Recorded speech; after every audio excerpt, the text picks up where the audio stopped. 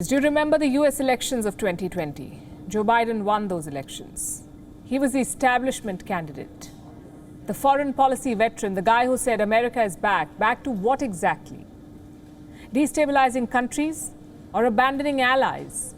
Joe Biden is doing both. He has a new catchphrase going around, the buck stops with me. Sounds great, except he doesn't mean it. Biden blames Donald Trump for signing a deal with the Taliban, which is fair enough. He did sign that deal. But if he did not agree with the deal, why didn't Biden walk away from it?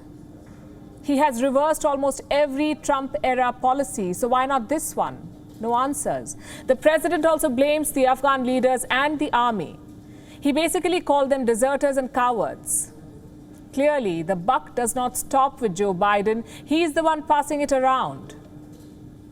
And this is just one instance. Joe Biden's foreign policy is like a board game with no instructions. The American media laps it up.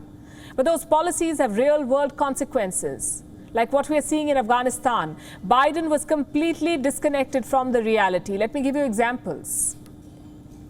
I'll start with the 8th of July, 2021. Last month, Biden was asked whether he trusted the Taliban. And here's how he responded, I'm quoting, "Do I trust the Taliban? No. But I trust the capacity of the Afghan military, who is better trained, better equipped, and more competent in terms of conducting war." This was Joe Biden on the 8th of July. He said that he completely trusted the capacity of the Afghan military. Cut to the 16th of August. His tone changed completely. Here's what he said, and I'm quoting again. "Afghanistan political leaders gave up and fled the country. The Afghan military collapsed, sometimes without trying to fight." Who is lying here? The Biden of July 2021 or the Biden of August 2021? The fact is, Joe Biden oversold the Afghan military. Why? So that he could get his troops out without fuss. This is not intelligence failure, it's more of a cover-up. Same with the evacuation process. Here's what Biden said on the 14th of April. Quoting again, "It's time for American troops to come home. We'll do it responsibly, deliberately, and safely." Well, things played out exactly the opposite.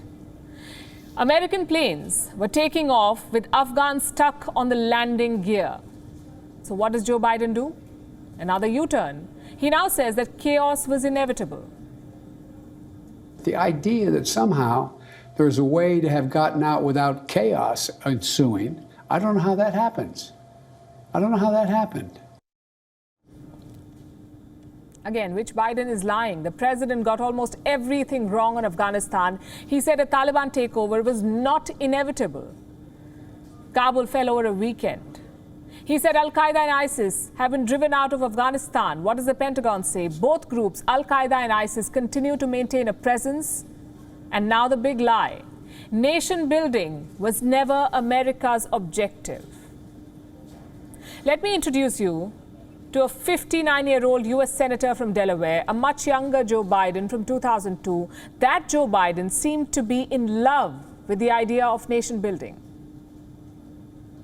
History is going to judge us very harshly, I believe, if we allow the hope of a liberated Afghanistan to evaporate because we are fearful of the phrase nation building or we do not stay the course. Apparently, a lot can change in 19 years, including ideology, principles, and commitments. We call it political convenience. For months, Joe Biden talked up the Afghan army. He dismissed the threat of a Taliban takeover. Those were all lies.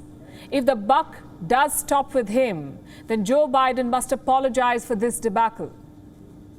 The so-called empathizer-in-chief must answer for the refugee crisis, but he won't. Because this is not Joe Biden's first mistake. For all the talk about his foreign policy chops, Biden's actual record is a disaster. He had 12 years in the Senate Foreign Relations Committee, 8 years as Vice President of the US, yet most times he was on the wrong side of history. 1975, Biden opposed giving aid to the South Vietnamese government. America lost that war. 1991, Joe Biden opposed the Gulf War. He was wrong again. It proved to be one of America's greatest military successes. 2003, Joe Biden supported George Bush's Iraq War. We all know how that turned out. 2011, Biden convinced Barack Obama to withdraw troops from Iraq. It was a spectacular failure. Iraq descended into civil war, Iranian proxies poured in, and ISIS began its ruthless expansion in the region. That is Joe Biden's resume. A long list of epic mistakes, enough to get a State Department staffer fired, but Biden gets bumped up to president. It's a classic case of putting experience over wisdom. And they're two completely different things. Biden has tons of experience, but wisdom, as it turned out, not so much. I'll end with what a former Obama and Bush aide wrote about Joe Biden in his book, and I'm quoting. He's been wrong on nearly every major foreign policy and national security issue over the past 4 decades. And he's right. And now that Biden is president, it's not just America's problem. It's a problem for the whole world.